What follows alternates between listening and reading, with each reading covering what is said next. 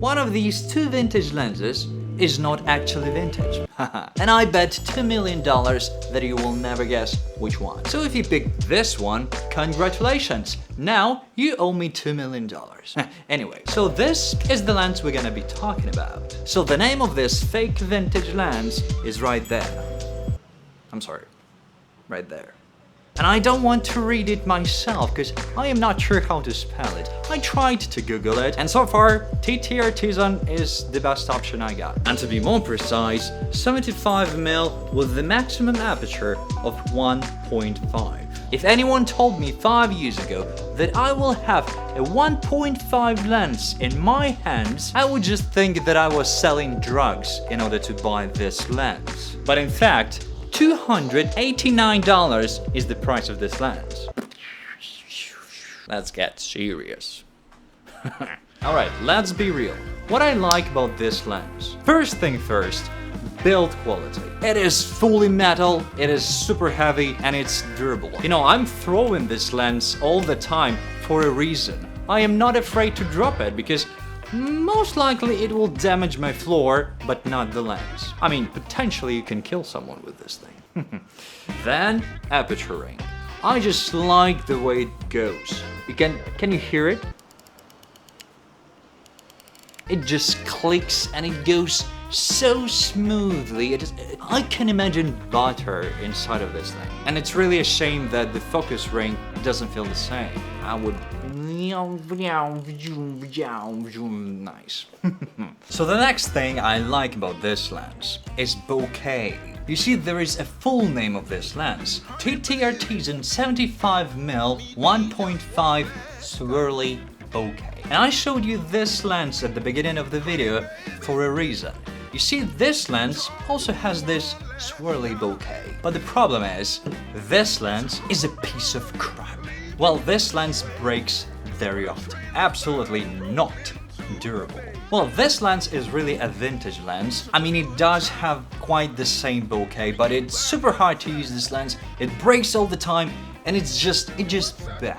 So back to TTartisan. So the next thing I like is, of course, the aperture. 1.5, it even sounds crazy. So if your camera is not a Sony camera and it performs really poor during the low light scenes, 1.5 aperture is a lifesaver. So this is what I like. But is it perfect? Well, of course not. I mean, who is perfect except for me, of course. Anyway, let's talk about the things I don't like about this TTartisan lens. And the first thing is the cap. Well, you see, I cannot just take it off like that, like a normal cap. Like here, for example, just on and off, and so on. On this lens, you need to unscrew it like a filter, which is not really something convenient. When I want to snap a picture just real quick, I grab my camera, I press, and boom, I didn't take off my lens cap. And of course you can just take this cap off and forget about this, just use a protection filter and never use any cap. Or you can actually buy another cap, which is a normal one, but I mean, that's what I don't like about the lens. The next thing, aperture. And I know I told you that I like, but it's questionable. You know, 1.5 aperture is really hard to nail your focus because it's a full manual lens. I didn't tell you, but this is a full manual lens, 1.5. It's really hard. It's 75mm, so left, right, and you lost. You don't have the focus, you are a bad photographer. So yeah, it's not something like really bad. Of course, you can just avoid using 1.5 aperture, but I wanted to say this. Alright? Sue me. No, please don't.